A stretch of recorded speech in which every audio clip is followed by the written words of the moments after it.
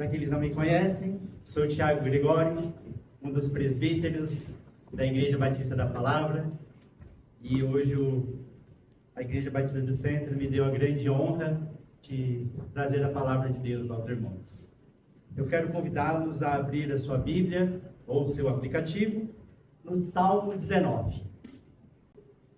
Salmo 19, um salmo escrito por Davi, ao mestre de canto, Salmo de Davi. Os céus proclamam a glória de Deus, e o firmamento anuncia as obras das suas mãos. Um dia discursa a outro dia, e uma noite revela conhecimento a outra noite. Não há linguagem, nem há palavras, e deles não se ouve nenhum som. No entanto, por toda a terra se faz ouvir a sua voz, e as suas palavras chegam até os confins do mundo. Aí pôs uma tenda para o sol, que é como um noivo que sai dos seus aposentos, e se alegra como um herói a percorrer o seu caminho. Principia numa extremidade dos céus, e até outra vai o seu percurso, e nada pode se esconder do seu calor. A lei do Senhor é perfeita, e restaura a alma. O testemunho do Senhor é fiel, e dá sabedoria aos simples. Os preceitos do Senhor são retos, e alegram o coração. O mandamento do Senhor é puro, e ilumina os olhos. O temor do Senhor é límpido, e permanece para sempre. Os juízos do Senhor são verdadeiros, e todos igualmente justos. São mais desejáveis do que ouro, mais do que muito ouro depurado, e são mais doces do que o mel e o destilar dos favos. Além disso, por ele se admoesta o teu servo, e os guardar a grande recompensa. Quem há que possa discernir as suas próprias faltas? Absolve-me das que me são ocultas. Também da soberba guarda o teu servo, que ela não me domine. Então serei irrepreensível, e ficarei livre de grande transgressão. As palavras dos meus lábios e o meditar do meu coração sejam agradáveis na tua presença, Senhor, rocha minha e redentor meu. Oremos. Santo Deus, a oração de Davi, Senhor, é a minha oração, Pai. Que as palavras dos meus lábios e o meditar, ó Pai, com base nas tuas palavras, na tua escritura, sejam agradáveis na tua presença. Pois tu és o nosso Senhor, tu és a nossa rocha, tu és o nosso redentor. Abençoa, Senhor, a exposição da tua palavra. Essa é a nossa oração, no santo nome de Jesus. Amém. Quanto você tem contemplado da obra de Deus? Eu digo no sentido de, a gente vive numa cidade muito louca, de certa forma. Tudo é muito rápido, tudo tem que ser muito dinâmico, tudo é para ontem. E às vezes passa desapercebido a beleza que está ao nosso redor. Seja a beleza da criação de Deus, seja a beleza da palavra de Deus, ou seja, eu acho que uma das mais difíceis para quem mora numa cidade, numa metrópole como a nossa, a beleza da quietude para ouvir a voz interna de Deus. O quanto nós temos dedicado da nossa vida para contemplar as obras de Deus. Nosso texto de hoje, vamos falar um pouco a respeito da obra de Deus e a glória de Deus na sua obra. Vamos dividi-lo em 3 partes. A primeira parte vai dos versículos 1 a 6, que é a obra de Deus na criação. A segunda parte vai dos versículos 7 a 14, a obra de Deus nas Escrituras. E por último, versículos 11 a 13, a obra de Deus do testemunho eterno. Então, primeira parte, a obra de Deus na criação. Segunda parte, a obra de Deus nas Escrituras. Terceira parte, a obra de Deus do testemunho eterno. A primeira parte, Davi nos chama a atenção para a revelação natural de Deus. Quando a gente fala a respeito desse assunto, estamos falando daquilo que Deus criou e revela a sua glória, a sua soberania de tudo que está ao nosso redor. E essa revelação, ela é clara. É claro que, em muitos casos, existem aqueles que querem negar a criação, querem negar um Criador, mas nós sabemos que é impossível que tudo que está ao nosso redor tenha surgido ao acaso. Tem um autor que ele fala algo muito interessante, que um rato caminhando entre as teclas de um piano não toca uma sonata. Seria o mesmo de tudo que está ao nosso redor ter surgido do acaso. Existe um Criador, ainda que se negue, ainda que não queira se enxergar, tudo que está ao nosso redor tem um autor. Existe um autor, Criador, por trás de toda a bela obra. E o versículo 1 nos chama a atenção para isso, de que os céus proclamam a glória de Deus, a glória desse Criador, e o firmamento anuncia as obras das suas mãos. Tudo que está ao nosso redor anuncia um autor, um Criador. O versículo 2 nos chama a atenção para como essa criação e essa obra de Deus é algo constante. Um dia discursa a outro dia, e uma noite revela conhecimento a outra noite. Qual de nós, ao se deitar ontem, questionou a Deus: Senhor, será que amanhã teremos um novo dia? Será que amanhã tudo vai acontecer como aconteceu hoje? Será que eu posso confiar nas circunstâncias, ou eu confio na certeza de que nada vai mudar? E Deus, mais uma vez, fez com que tudo acontecesse da mesma forma. Nenhum de nós se preocupou aqui se o sol nasceria ou não, se continuaríamos tendo oxigênio para respirar, se a pressão atmosférica da Terra continuaria a mesma, coisas que são fundamentais para a nossa sobrevivência. Mas Deus sim, e essa obra dele é constante. O versículo 3 nos chama a atenção de como essa obra se expressa, mesmo sem linguagem. Não há linguagem, nem há palavras, e deles não se ouve nenhum som. Ainda assim, algo que não pode ser ouvido, pode ser visto e contemplado. E grita aos olhos de toda a terra, de todos aqueles que estão ao redor do globo mundial, do mundo, a soberania de Deus. Eu sei que no nosso coração sempre arde o desejo de levar o Evangelho para outras pessoas, de como chegar com o Evangelho àqueles que não conhecem e aqueles que nunca tiveram acesso às Escrituras. Ainda assim, todo ser tem acesso à revelação natural de Deus. A glória de Deus pode ser contemplada na sua criação, mesmo sem palavras, mesmo sem linguagem. O versículo 4 nos mostra que essa é uma obra universal. No entanto, por toda a terra se faz ouvir a sua voz, e as suas palavras chegam até os confins do mundo. Sem dúvida, devemos batalhar para que o Evangelho chegue a outras pessoas. É um chamado a nós. Ide por todo o mundo. O nosso Senhor nos deu essa ordem. Entretanto, sabemos que existem lugares onde, infelizmente, é difícil o acesso a um cristão, é difícil o acesso do Evangelho. Ainda assim, podemos descansar na soberania de Deus, de que todos podem contemplar, todos podem ver a glória de Deus.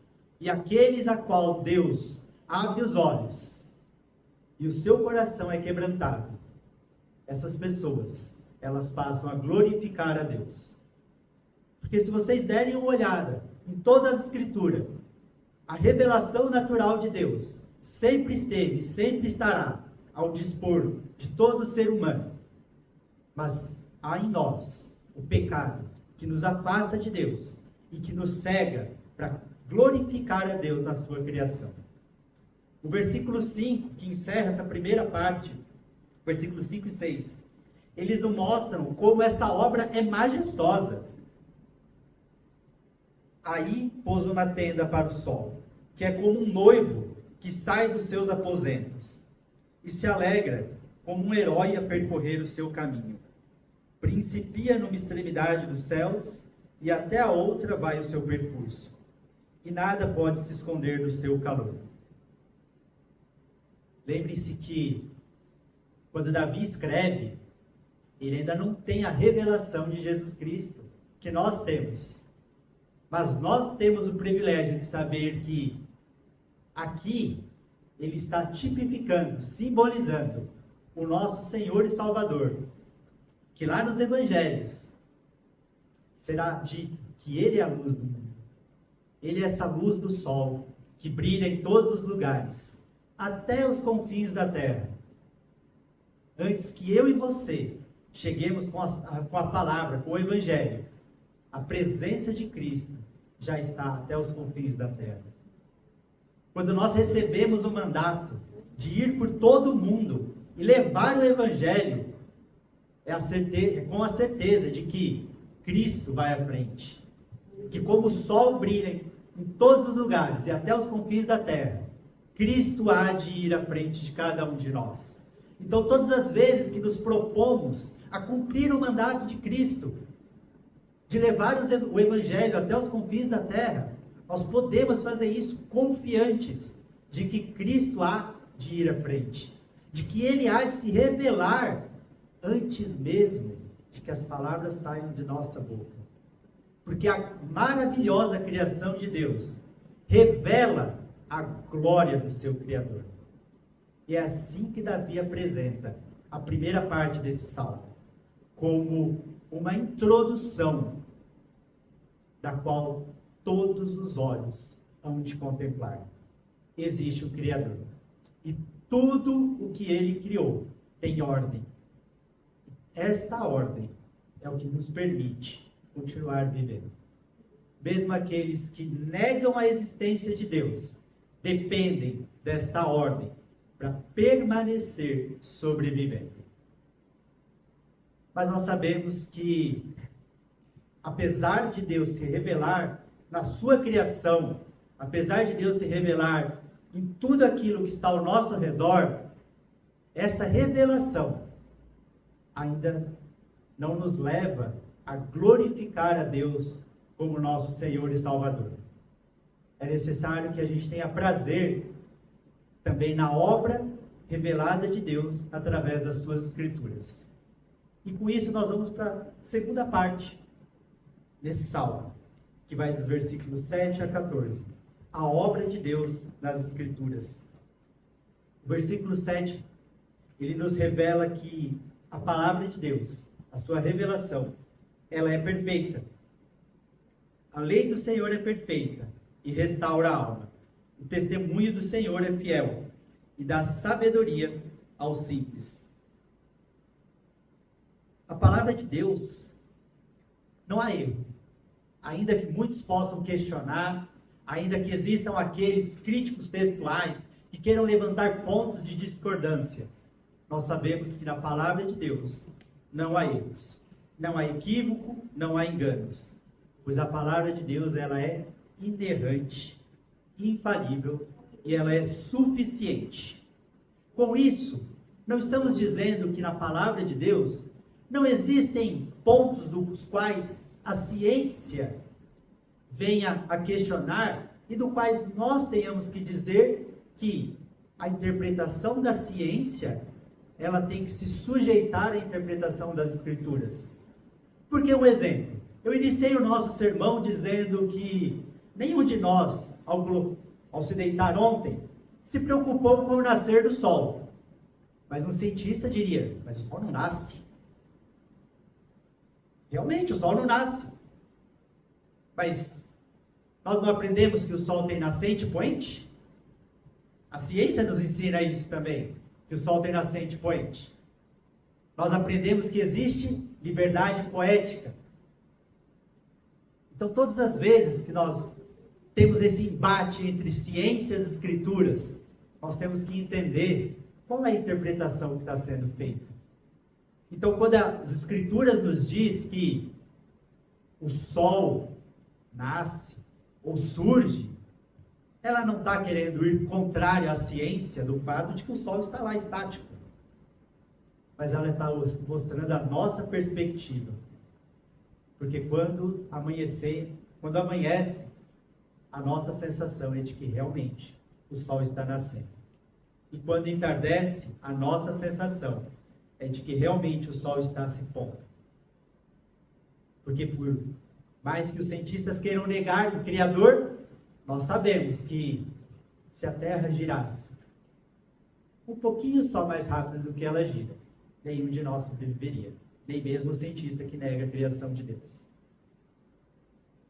Então, a palavra de Deus, ela é inerrante, ela é infalível e ela é suficiente para que cada um de nós conheça esse Criador. Nada pode ser acrescentado, tirado, nem alterado. Ela está completa.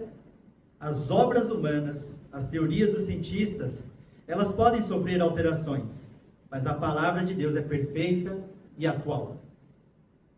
A palavra de Deus também é fiel, como nos apresenta o versículo 7. O testemunho do Senhor é fiel e dá sabedoria aos simples. Nenhum de nós, ao se debruçar as palavras de Deus, diante das Escrituras, será enganado. Aquilo que Deus promete, Ele cumpre.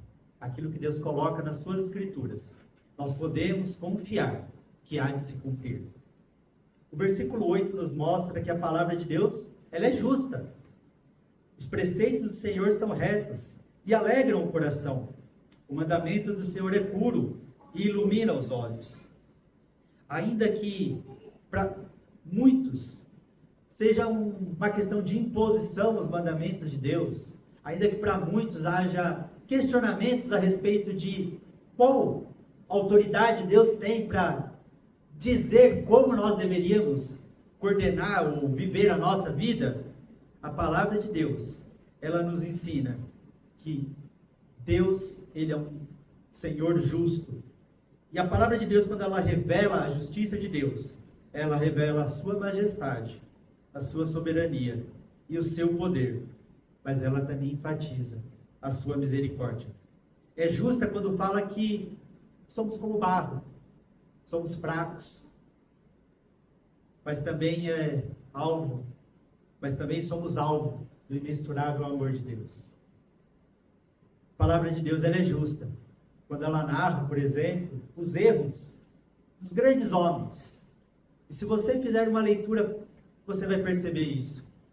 A palavra de Deus, ela não oculta os erros que foram cometidos por aqueles que foram chamados por Deus para levar o seu evangelho. Ela não oculta os erros de Moisés, ela não oculta os erros de José, ela não oculta os erros de Abraão, ela não oculta os erros dos profetas, ela não oculta os erros dos apóstolos. Pedro, diga, quantos erros de Pedro estão ali relatados? Ainda assim, Cristo chama e fala: cuida das minhas ovelhas. A palavra de Deus, ela é pura. Versículo 9. O temor do Senhor é límpido e permanece para sempre. Os juízos do Senhor são verdadeiros e todos igualmente justos. A obra que Deus revela nas suas Escrituras, ela é santa porque o seu autor é santo. Ela é pura porque o seu autor é puro. Tudo que procede de Deus é santo e puro. Ela não é somente pura, mas ela nos purifica. Nós cantamos isso aqui hoje. É por meio dela que o jovem pode guardar puro o seu caminho. Ela é água que nos lava. Nela não há nenhuma contaminação. É a luz e é onde ela chega as trevas, e onde ela chega as trevas do engano e do pecado não podem prevalecer.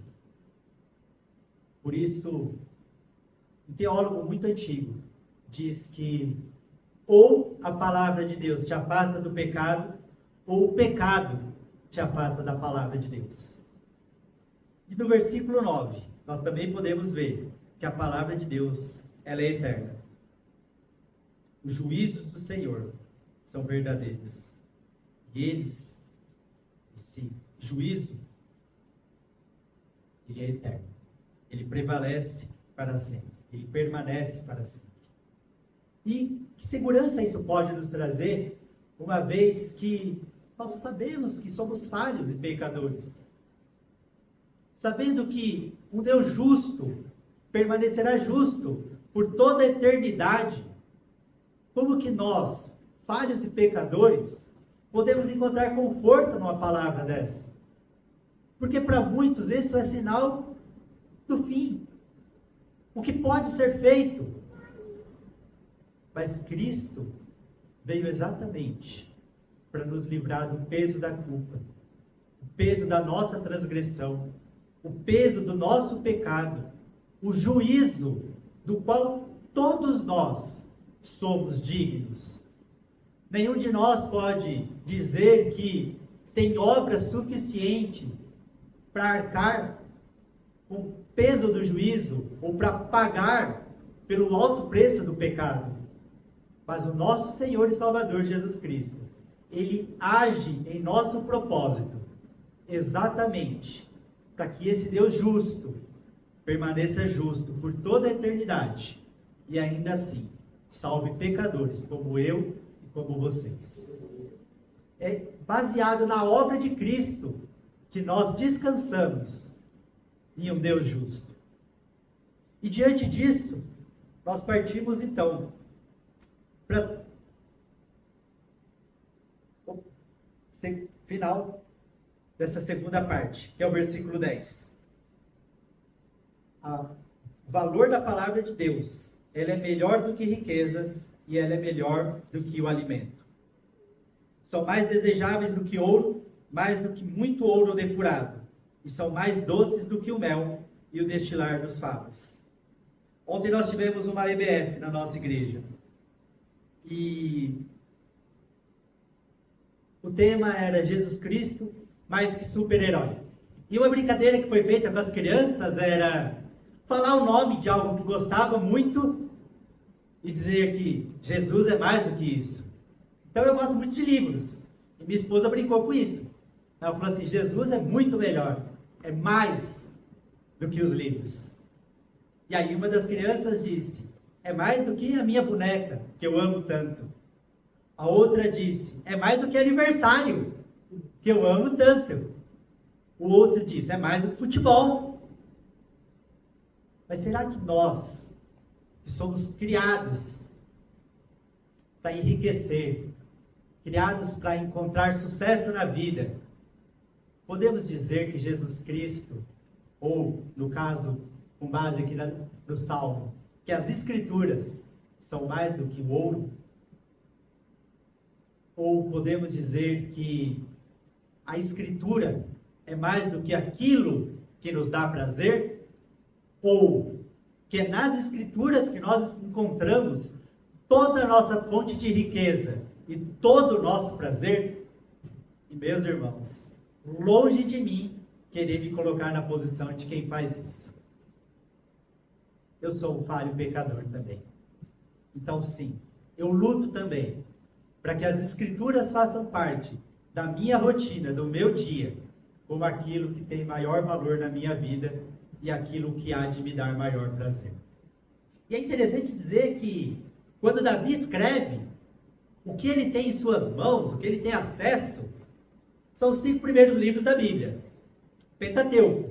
E quem já leu aqui Levíticos, quem já leu Números, sabe que não é algo tão prazeroso assim. Ainda assim, Davi nos chama a atenção, dizendo que as Escrituras, a palavra de Deus, a sua obra revelada, é mais valiosa do que o ouro, e é mais prazerosa do que os favos de mel. Diante disso, partimos então para a nossa terceira parte, que é o testemunho interno. A obra de Deus agindo em nós, aquela voz da qual somente nós mesmos ouvimos, a qual Davi não soube, porque ainda não havia sido revelado, é a voz do Espírito Santo. ainda que não esteja descrito aqui, nós que temos essa revelação completa, podemos dizer que a voz do Espírito Santo em nós. Versículo 11. Além disso, por eles se admoesta o teu servo, em os guardar a grande recompensa. Se você percebeu o versículo 11, ele está conectado à parte central, a esse testemunho da obra de Deus nas suas escrituras. Então, para que o Espírito Santo fale a nós, é necessário que a gente tenha conhecimento da Escritura também. Afinal de contas, a Bíblia nos ensina que Ele há de nos lembrar. E você não vai lembrar daquilo que você nunca viu. No momento de adversidade, no momento de dificuldade, com certeza, é a palavra de Deus que foi memorizada, que foi guardada, que se torna um bálsamo para cada um de nós. É claro que hoje é muito mais fácil, nós temos acesso a aplicativos, nós conseguimos jogar lá no Google, se você não sabe qual é a passagem, você joga lá. Mas ainda assim, você precisa ter uma vida devocional, uma vida diária de busca da palavra de Deus, porque é na palavra que nós somos edificados. É por ela que nós somos admoestados. E a grande recompensa em guardar a palavra de Deus. Versículo 12. A quem possa discernir as próprias faltas, absolve-me das que me são ocultas. Davi parte então para uma oração a Deus, a um clamor. Pois ele sabe que ele não é capaz, e nenhum de nós é, de discernir os próprios pecados. Porque muitas das vezes, quando nós achamos que estamos fazendo algo bom para Deus, e a gente até se gloria daquilo e fala, nossa, agora eu fui crente. Nós sabemos que nosso ego já está sendo pecaminoso. Então é a misericórdia de Deus sempre que nos sustenta. Toda a obra de nossas mãos, por mais que a gente se empenhe, sem a ação de Deus, é uma obra pecaminosa. E com isso eu não estou querendo desanimar ninguém aqui a viver em santidade. Pelo contrário, a exortação que eu faço a mim mesmo e a vocês é: busquem viver em santidade. Mas só há um caminho para viver em santidade. E é um caminho estreito. É o caminho que o nosso Senhor Cristo traçou para cada um de nós. Quem há que possa discernir as suas próprias faltas? Absolve-me das que me são ocultas.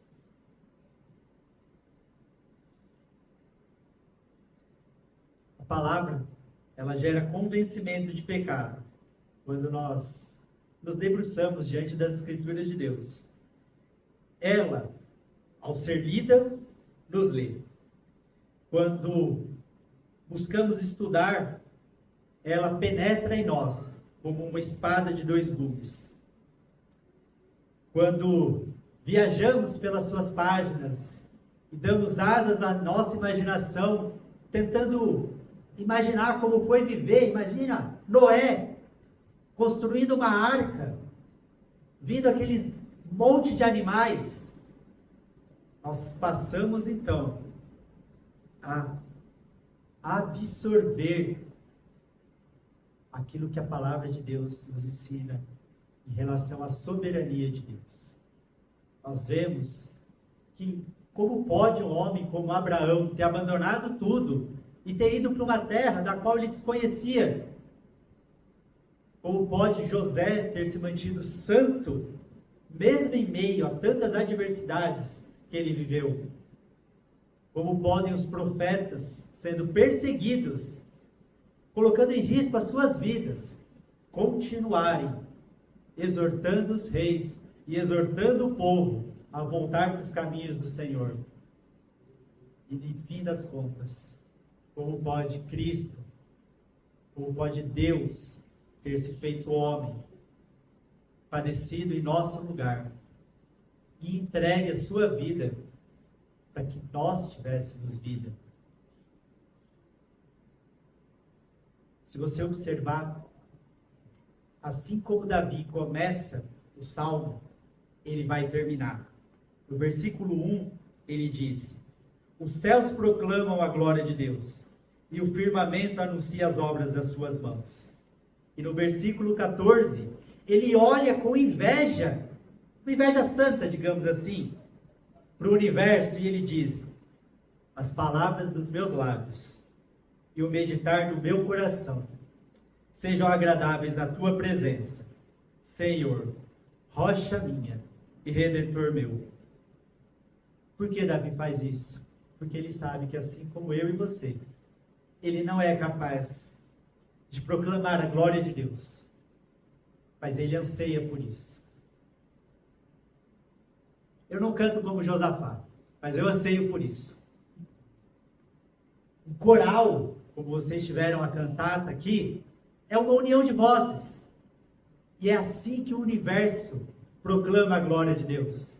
Ninguém se destaca, ninguém se sobrepõe um ao outro, não existe estrelismo. O universo proclama a glória de Deus.